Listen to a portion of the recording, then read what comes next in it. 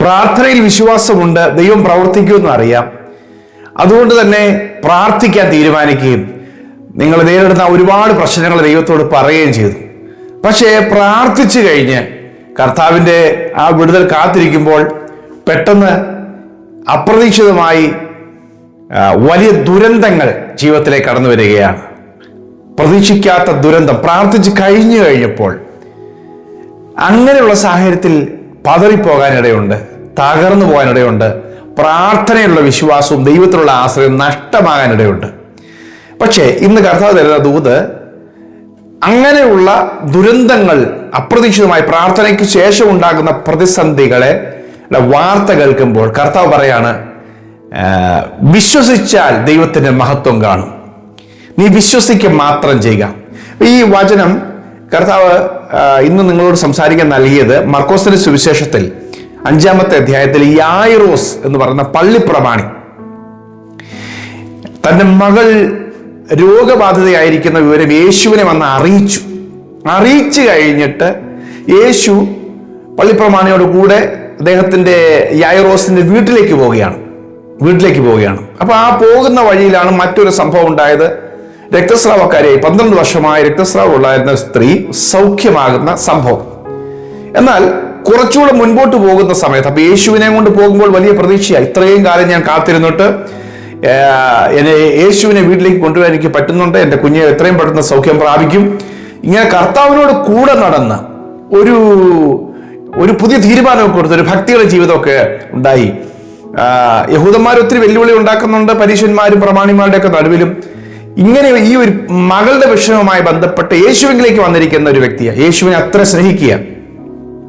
അന്ന് പള്ളിപ്രമാണിമാരൊന്നും യേശുവിനെ പരസ്യമായിട്ട് വീട്ടിലേക്ക് ക്ഷണിക്കാറില്ല. പക്ഷേ ഈ യായിറോസ് വളരെ പ്രതീക്ഷയും സമർപ്പണമുണ്ട്, നമ്മുടെ ഭാഷ ഒരു പുതിയ വിശ്വാസിയാണ്. അപ്പൊ അങ്ങനെ നിൽക്കുന്ന സമയത്ത് ഇതാ യേശുവിന്റെ കൂടെ സഞ്ചരിച്ചു, പുതിയ തീരുമാനമെടുത്ത് ഇറങ്ങി തിരിച്ചതാണ്.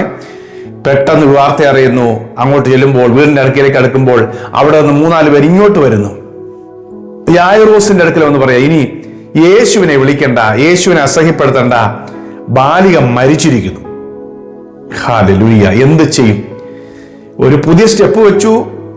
യേശുവിനെ ആരും അംഗീകരിക്കാത്ത ഒരു സമയത്ത്, അല്ലെങ്കിൽ പരീശന്മാരും പ്രമാണിമാരും അംഗീകരിക്കാത്ത സമയത്ത് പള്ളിപ്രമണിയായി യായിറോസ് യേശുവിനെ സ്വീകരിച്ച് തന്റെ മകളുടെ വിഷയവുമായി ബന്ധപ്പെട്ട് ഒരു ആത്മീയമായ തീരുമാനം, ഒരു പുതിയ പ്രാർത്ഥനയുടെ ജീവിതം തീരുമാനമൊക്കെ എടുത്ത സമയത്ത് പെട്ടെന്ന് പ്രതീക്ഷിച്ചതിന് വിപരീതമായി മരണം വീട്ടിലേക്ക് കടന്നു വരുന്നു.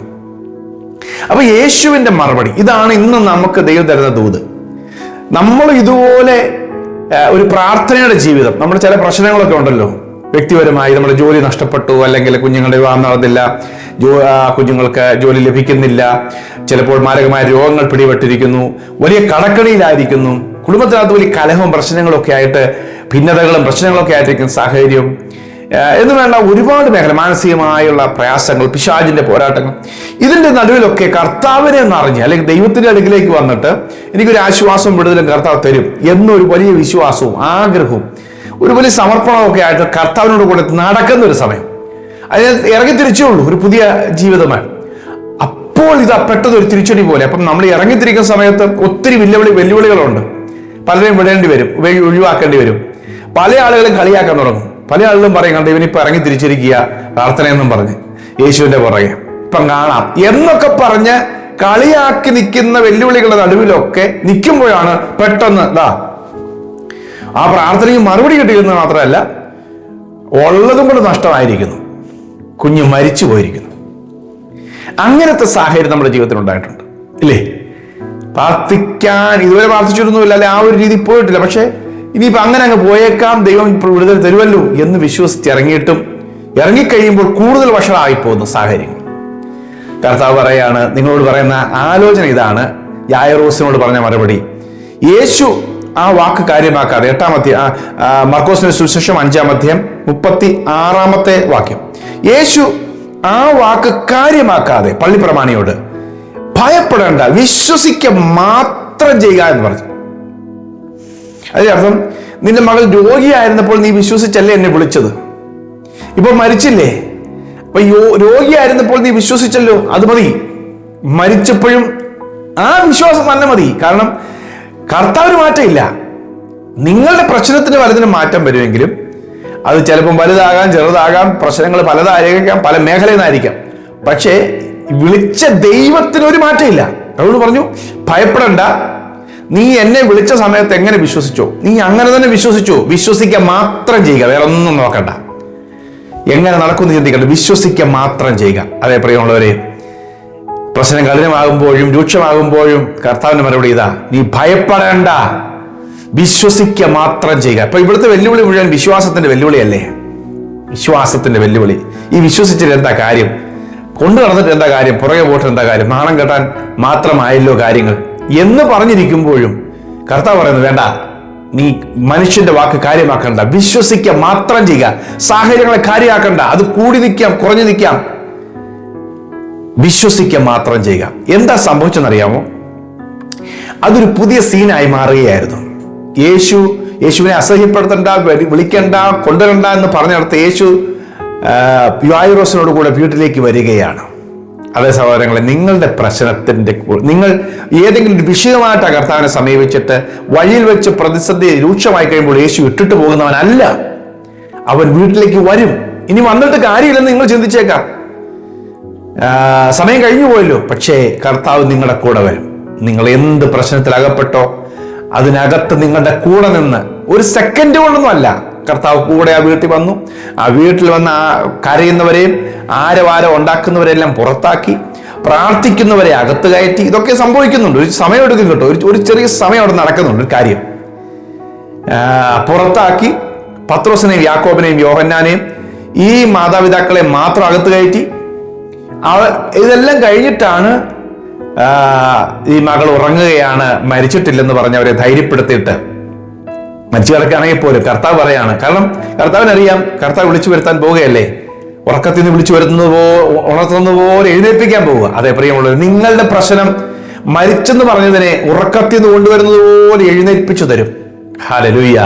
ഇനി ഒരിക്കലും തിരിച്ചു വരാത്ത ഒരു സ്ഥലത്തേക്കല്ലേ പോയിരിക്കുന്നത്. ഒരിക്കലും തിരിച്ചു വരികയില്ല, ഒരിക്കലും ഒരു വിടുതൽ ഉണ്ടാകില്ലെന്ന് പറഞ്ഞ ആ വിഷയത്തെ കർത്താവ് ഈസിയായിട്ട് മടക്കി വരുത്താൻ പോകുകയാ. ദൈവം മറുപടി തരാൻ പോകുക. അവിടെ സംഭവിച്ചത്, ബാലേ എഴുന്നേൽക്ക എന്ന് നിന്നോട് കൽപ്പിക്കുന്ന അർത്ഥത്തോടെ തലീത കുമി എന്ന് വിളിച്ചു പറഞ്ഞപ്പോൾ അവിടെ ഉടനെ എഴുന്നേറ്റ്, ബാല ഉടനെ എഴുന്നേറ്റ് നടന്നു. ഹല്ലേലൂയ. അവർ അത്യന്തം വിസ്മയിച്ചു. ആമേൻ. എഴുന്നേറ്റ് നടക്കും. നിങ്ങളുടെ നഷ്ടപ്പെട്ടു പോയത് ഇനി ഒരിക്കലും തിരിച്ചു വരികയില്ല എന്ന് പറഞ്ഞ നിങ്ങളുടെ ഏറ്റവും പ്രിയപ്പെട്ട വിടുതലിന്റെ വിഷയം അത് മടങ്ങി വരും, എഴുന്നേറ്റ് നടക്കും. ഹല്ലേലൂയ. കർത്താവ് നിങ്ങളുടെ കുടുംബത്തിൽ ആ അത്ഭുതം ചെയ്യട്ടെ. യേശുവിന് ഒരു കാര്യം അസാധ്യമല്ല. കർത്താവ് വഴിയിൽ ഇട്ടേച്ച് പോവുകയില്ല. കർത്താവ് സാഹചര്യങ്ങൾ കഠിനമായെന്ന് കണ്ട് കുറച്ചുകൂടെ കൂടുതൽ വിശ്വസിക്കാനൊന്നും പറയുന്നില്ല. നീ വിശ്വസിക്കുക മാത്രം ചെയ്യുക, വേറൊന്നും ചെയ്യണ്ട. ഹല്ലേലൂയ. നിങ്ങൾ പുറകോട്ട് പോകാതിരുന്നാൽ മതി. നിങ്ങൾ കർത്താവിന്റെ, അപ്പൊ കർത്താവ് ഒന്നുകൂടെ അടുത്ത് വരിക. ഞാൻ വീട്ടിലോട്ട് വരിക, വീട്ടിലോട്ട് കൊണ്ടുവരണമെന്ന് പറഞ്ഞപ്പോൾ ഞാൻ അങ്ങോട്ട് വരിക. അപ്പോഴും യേശുവിനെ കൊണ്ടുകൊടുക്കാൻ ഒരു തീരുമാനം ഉണ്ടാകണം. അല്ല ദേഷ്യപ്പെട്ട് കർത്താവിനെ കൊണ്ട് വരുന്ന വഴിക്ക് നടന്നോ, ഇനിയിപ്പോ കർത്താവ് പൊക്കോ, ഇനി ഒന്നും വേണ്ട എന്ന് പറഞ്ഞ് പിണങ്ങൊന്നുമല്ല. ചിലരുടെ വിശ്വാസത്തിൽ ആ സമയത്തെ ക്ഷീണിച്ച് പിണങ്ങി അങ്ങ് പിന്മാറിപ്പോവുകയാണ്. പിന്നെയും കർത്താവിന്റെ കൂടെ കർത്താവ് വരുക എന്ന് പറഞ്ഞപ്പോൾ ഇനിയിപ്പോ നമ്മൾ അങ്ങോട്ട് കൊണ്ടുപോകുകയല്ല. കർത്താവ് പറയും, ഞാൻ ഇനി അങ്ങോട്ട് വരുക. കർത്താവിനെ കൊണ്ടുപോകണ്ട. നിന്റെ പ്രതിസന്ധി ആണെങ്കിൽ നിന്നെ അങ്ങോട്ട് വിളിച്ചുകൊണ്ട് പോകും. കർത്താവ് നമ്മുടെ അടുക്കലേക്ക് വന്ന് നമ്മളെ പ്രതിസന്ധിയുടെ ആ സാഹചര്യത്തിലേക്ക് കൊണ്ടുപോയിട്ട് അവിടെ ഒരു വിടുതൽ കാണിച്ചു തരും. അതെ, ദൈവം നിങ്ങളുടെ വിഷയത്തിൽ ഇടപെടാൻ പോകുകയാണ്. ദൈവം നിങ്ങൾക്ക് അത്ഭുതം ചെയ്യാൻ ആഗ്രഹിക്കുക. കർത്താവ് നമ്മുടെ കൂടെയുണ്ട്. ഞാൻ നിങ്ങളോട് പ്രാർത്ഥിക്കട്ടെ, കർത്താവ് ഒരു വലിയ വിടുതൽ നൽകും. കർത്താവ് നിങ്ങളുടെ വീട്ടിലേക്ക് വരും, നിങ്ങളുടെ സാഹചര്യത്തിലേക്ക് വരും. ഏറ്റവും വഷളായിട്ടുള്ള നിങ്ങളുടെ പ്രതിസന്ധിയിലേക്ക് കർത്താവ് കയറി വരും, അല്ലെങ്കിൽ നിങ്ങളുടെ സാഹചര്യത്തിലേക്ക് ഇറങ്ങി വന്ന് നിങ്ങളുടെ കൂടെ നിൽക്കും. എന്തിനു വേണ്ടിയെന്നറിയാമോ? കാഴ്ചക്കാരായി ദുഃഖിക്കാനല്ല, അവിടെ നിന്നൊരു ഉയർത്തെഴുന്നേൽപ്പ്, നിങ്ങളുടെ പ്രശ്നത്തിന്റെ വലിയ മറുപടി, എല്ലാവരും അത്യന്തം വിസ്മയിക്കുന്ന ഒരു വിടുതൽ ദൈവം നിങ്ങൾക്കൊണ്ട് ചെയ്യാൻ ആഗ്രഹിക്കുന്നു. വിശ്വാസമുണ്ടോ? കർത്താവ് അത്ഭുതം ചെയ്യും. പ്രിയ കർത്താവേ, ഈ സന്ദേശം കേൾക്കുന്ന എൻ്റെ പ്രിയപ്പെട്ടവർക്ക് വേണ്ടി പ്രാർത്ഥിക്കുന്നു. അവരുടെ ജീവിതത്തിൽ പ്രാർത്ഥിച്ചിട്ടും പ്രതിസന്ധി വഷളായി മാറിയപ്പോൾ ഒത്തിരി നിരാശപ്പെട്ട് പുറകോട്ട് പോകാൻ ചിന്തിക്കുമ്പോഴും ഇല്ല, ഭയപ്പെടേണ്ട, വിശ്വസിക്കുക മാത്രം ചെയ്യുക എന്ന് പറഞ്ഞ് ധൈര്യപ്പെടുത്തി മക്കളെ ഉറപ്പിക്കണം. അവരുടെ ജീവിതത്തിൽ നടക്കാൻ പോകുന്ന വലിയ അത്ഭുതം അവിടുന്ന് ചെയ്യാൻ പോകുന്നതിനായി അത് സംഭവിക്കട്ടെ. കർത്താവെ അവിടുന്ന് കാണുന്നല്ലോ. കർത്താവെ, അവര് കൈവിട്ട് പോയ, ഇനി ഒരിക്കലും മടങ്ങി വരികയില്ല, ഒരിക്കലും നടക്കുകയെന്ന് പറഞ്ഞ ആ പ്രശ്നത്തിൽ ദൈവികമായ ഒരു മറുപടി ഉണ്ടാകട്ടെ. അത്ഭുതകരമായൊരു മറുപടി യേശുവിന്റെ നാമത്തിൽ ഇന്ന് ഞാൻ പ്രാർത്ഥിക്കുകയും ഈ വചനം വിശ്വാസത്തോടെ ഏറ്റുപറയുകയും ചെയ്യുമ്പോൾ ഈ കേൾക്കുന്ന ഹൃദയങ്ങളിൽ വിശ്വാസം ഉണ്ടാകട്ടെ. ദൈവത്തിന്റെ മറുപടി കർത്താവ് അയച്ചു നൽകുന്നതിനായി, അത്ഭുതകരമായ വിടുതൽ നൽകാൻ പോകുന്നതിനായി നന്ദി. കർത്താവിന്റെ അത്ഭുതം ഞങ്ങൾ കാണും, കർത്താവിനോടുകൂടെ ഞങ്ങൾ സഞ്ചരിക്കും, അത്ഭുതത്തിന്റെ സാക്ഷ്യമായി മാറും. യേശുവിൻ നാമത്തിൽ തന്നെ അമേൻ, അമേൻ. അതെ, കർത്താവ് നിങ്ങൾക്ക് കൊണ്ട് വൻകാര്യം ചെയ്യും. നിങ്ങളുടെ തലമുറയെ എഴുന്നേൽപ്പിക്കും. നിങ്ങൾ തലമുറ നന്മയുമായി അനുഗ്രഹമായി നടക്കുന്നത് നിങ്ങൾ കാണും. വൻകാര്യങ്ങളെ കർത്താവിൽ നിന്ന് പ്രതീക്ഷിക്കുക. സന്ദേശം കുറെ പേർക്ക് നിങ്ങൾ പങ്കുവയ്ക്കുക. God bless you. Have a wonderful day.